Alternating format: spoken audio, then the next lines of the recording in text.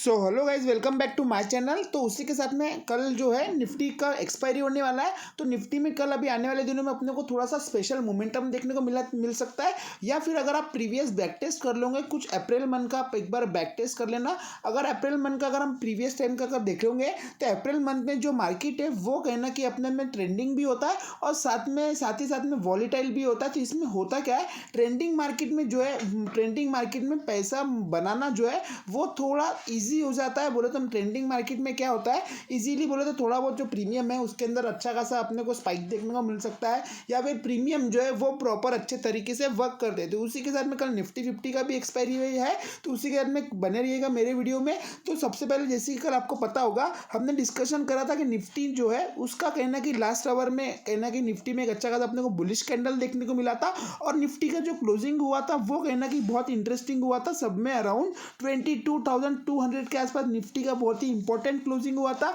और मैंने ये भी बोला था अगर कल निफ्टी का बहुत बड़ा गैप अप ओपन होता है तो हम थोड़ा वेट करेंगे। अगर प्राइस कंटिन्यू आता है और कंटिन्यूएशन में इस एरिया के आसपास कुछ अपने आप में सपोर्ट बना के कुछ पुल बैक में ऊपर जाता है तो उसके में हम प्लान करने वाले थे। एग्जैक्टली 22,400 के ऊपर प्राइस गया और अपने को निफ्टी में 22,800 तक हमने टारगेट प्लान करा था। तो दोनों भी केस में अपने को अच्छे खासे टारगेट भी मिले। साथ ही साथ में अगर हम बैंक निफ्टी को देख लेंगे तो बैंक निफ्टी भी कहना कि अपने में एक अच्छा खासा पैटर्न बना रहा है। जैसे कि यहाँ पर आप देख सकते हो बैंक निफ्टी में जो है 50,800 से लेके एक नीचे की तरफ से एक अच्छा खासा ट्रेंड लाइन भी आ रहा है। तो यहाँ पर आप देख सकते हो बैंक निफ्टी में एक बहुत ही अच्छा खासा बुलिश स्ट्रक्चर, एक बुलिश पैटर्न देखने को मिल रहा है जो कि अपने आप में हाई पोटेंशियल रखता है अपसाइड मोमेंटम करने के लिए। साथ ही साथ में अगर हम बात कर लेंगे तो यहाँ पर आप प्रीवियस रेजिस्टेंस की बात कर लेंगे तो यहाँ पर आपको देखने को मिल रहा होगा प्रीवियस रेजिस्टेंस जो है वो कहना कि 50,550 के आसपास या फिर 570 के आसपास जो है रेजिस्टेंस एरिया है। और यहाँ पर आपको एक देखने को मिल रहा होगा कुछ डब्लू पैटर्न भी देखने को मिल रहा है। तो निफ्टी, बैंक निफ्टी या फिर निफ्टी 50 जो है वो सभी इंडेक्स जो है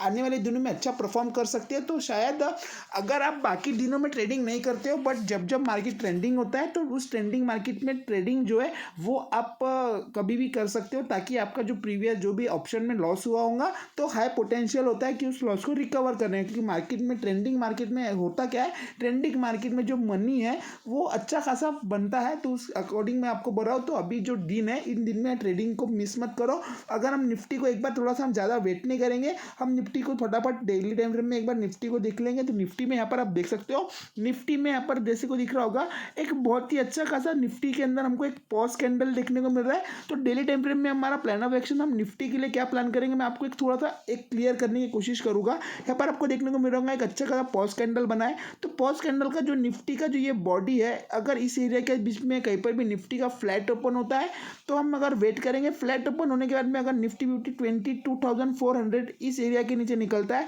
तो स्कैल्पिंग ट्रेड ही प्लान करेंगे। पी साइड ज़्यादा टारगेट हम मिनिमम प्लान नहीं करेंगे। आपको पता होगा, आप देख सकते हो मार्केट बहुत ही ज़्यादा वॉलीटाइल और इस एरिया के आसपास प्रीवियस टाइम पर निफ्टी बहुत बड़ा गैप डाउन भी खुला था। तो मार्केट में कहना कि बहुत ही अच्छा खासा मोमेंटम है। तो निफ्टी अगर 22,400 के नीचे निकलेगा तो उसके इसमें P side scalping trade plan करना 200 पॉइंट के लिए 22,200 तक, या फिर प्राइस अपने में 22,600 के ऊपर निकलता है तो उस केस में अगेन हम 200 पॉइंट का टारगेट प्लान कर सकते हैं, जिसका आप यहाँ पर आप देख सकते हो 22,800 है। तो यहाँ पर आपको देखने को मिल रहा होगा जो भी कैंडल ने एक वीक एक हाई बनाया और जो लो बनाया, तो कहीं ना कहीं यहाँ पर आप चीज़ को देखो 22,400 22,600 मतलब 200 पॉइंट का डिफरेंस है।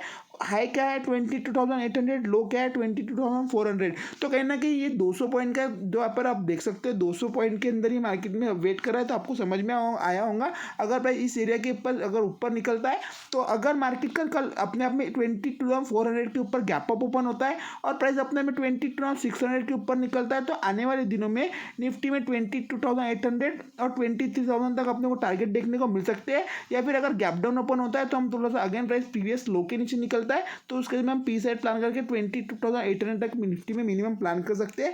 अगर हम बात कर लेंगे निफ्टी की 50 मिनट टाइम फ्रेम में अगर हम बात कर लेंगे तो यहाँ पर आपको देखने को मिल रहा होगा अगर कल निफ्टी का इसी एरिया के यहाँ पर फ्लैट ओपन होता है और निफ्टी अपने में प्रीवियस लो के नीचे निकलता है तो उसके में पी साइड प्लान करके 22,400 आपको एक रेजिस्टेंस सपोर्ट एरिया दिख रहा होगा। उसके नीचे 22,400 भी एक अच्छा खासा सपोर्ट एरिया है तो उसके साथ हम सेकंड टारगेट प्लान कर सकते हैं।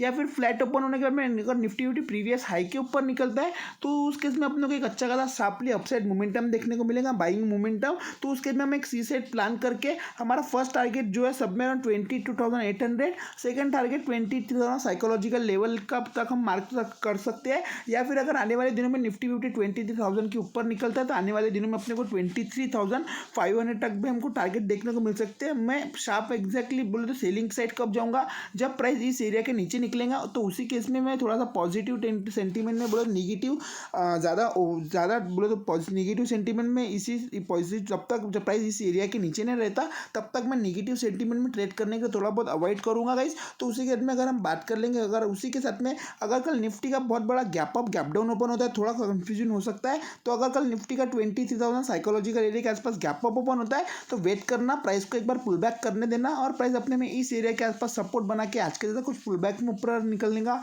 और 22,800 के ऊपर सस्टेन करेगा। तो ये हम कॉल से इंटरेस्टेड होकर 23,000 और 23,200 तक का मिनिमम टारगेट प्लान करेंगे। उसी के साथ में अगर प्राइस का बहुत बड़ा 23,000 के आसपास गैप अप ओपन होता है और प्राइस 1 मिनट में अपने में कुछ प्राइस एक्शन बना के कुछ पुल बैक में ऊपर निकलता है तो भी हम सी साइड इंटरेस्टेड हो सकते हैं गाइस।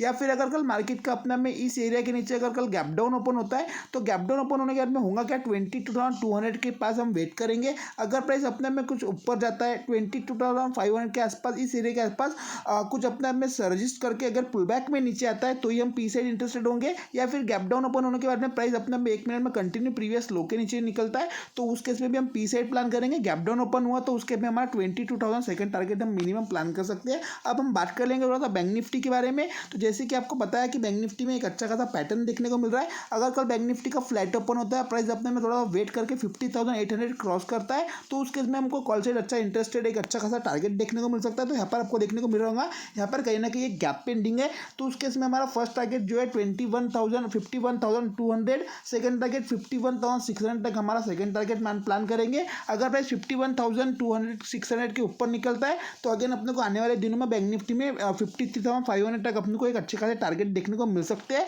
या फिर प्राइस का फ्लैट ओपन होने के बाद में प्राइस अपने में 50,000 इस एरिया के ऊपर, अगर 50,000 इस एरिया के ऊपर जब तक प्राइस है तब तक मैं पॉजिटिव सेंटीमेंट में ट्रेड करूंगा। 50,000 के नीचे निकलता है तो उस केस में मैं निगेटिव सेंटीमेंट में ट्रेड करूंगा, जिसका टारगेट मेरा 49,000 डायरेक्टली मिनिमम प्लान करूंगा गाइस। या फिर अगर कल प्राइस का बहुत बड़ा कल गैप डाउन ओपन होता है कुछ 50,000 के आसपास, अगर प्राइस अपने में वेट करूंगा, अगर प्राइस अपने में कंटिन्यू जाता है और 50,550 के आसपास अपने आप में कुछ रजिस्ट करके पुल बैक में नीचे आता है तो ही मैं पी साइड इंटरेस्टेड होऊंगा। अदरवाइज मैं थोड़ा सा डन ऑफ द डे कर दूंगा, क्योंकि मैं थोड़ा सा अभी जो है डाउन साइड थोड़ा सा ट्रेडिंग नहीं प्लान कर दूंगा। जब तक 50,000 के ऊपर है तब तक मैं पॉजिटिव सेंटीमेंट में ट्रेड करूंगा। 50,000 के नीचे निकलता है तो मैं निगेटिव सेंटीमेंट में ट्रेड करूंगा गाइस। उसके साथ में अगर आपको मेरा वीडियो अच्छा लगा हो तो मेरे वीडियो को लाइक करना, उसके बाद में शेयर भी करना और साथ ही में मिलते हैं नेक्स्ट वीडियो में guys. Thank you so much.